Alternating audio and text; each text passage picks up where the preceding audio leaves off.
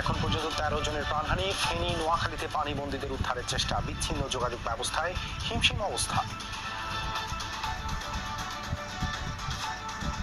ছোট বাচ্চা থাকতো, ফ্যামিলি থাকতো, তাহলে এটা বুঝতো। একবারে কম, এটা দিয়ে কি করে একটা জেলার লোকজন উদ্ধার করা সম্ভব না। এখন আমাদের পর্যাপ্ত পরিমাণ খাওয়ার দরকার। আমরা তো বাসিয়ের মা বাপ তো আরেকজনের বাসায় নিয়ে দিয়েছি। হঠাৎ যেন আকাশ ভেঙে পড়েছে বুড়িচং সহ কুমিল্লার কয়েকটি উপজেলায়। চট্টগ্রামের বিভিন্ন এলাকায় ভোগান্তির শেষ নেই দুর্গতদের।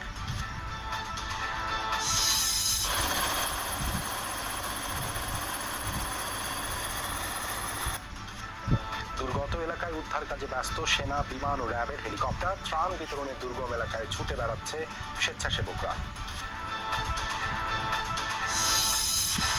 সচল হয়নি ঢাকা চট্টগ্রাম মহাসড়ক। 14 গ্রাম থেকে ফেনীর লেমুয়া পর্যন্ত আটকা পড়েছে কয়েক হাজার যানবাহন। আজও বন্ধ রেল যোগাযোগ। ভারতের ত্রিপুরায় বন্যা পরিস্থিতির আরো অবনতি। 19 জনের মৃত্যু, রাজ্য জুড়ে 2000-এর বেশি ভূমিধস।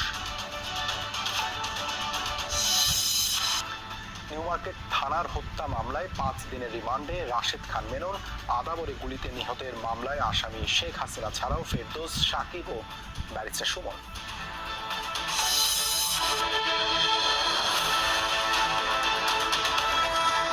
বাংলাদেশের সঙ্গে আছি দেবাশিস রঞ্জন সরকার। এতক্ষণ শিরোনাম দেখছিলেন, এবারে বিস্তারিত। বন্যায় নাকাল ফেনী, পানিতে তলিয়ে আছে বিস্তৃত অঞ্চল। প্রাণহানির শঙ্কায় উদ্বিগ্ন স্বজনরা। মোবাইল নেটওয়ার্ক বা ইন্টারনেট সব দিক থেকেই যোগাযোগ বিচ্ছিন্ন দুর্গত এলাকাটি। কেউ কারো খোঁজও নিতে পারছেন না। সেই সাথে উদ্ধার তৎপরতা আর ত্রাণ কার্যক্রম নিয়েও ক্ষুব্ধ স্থানীয়রা।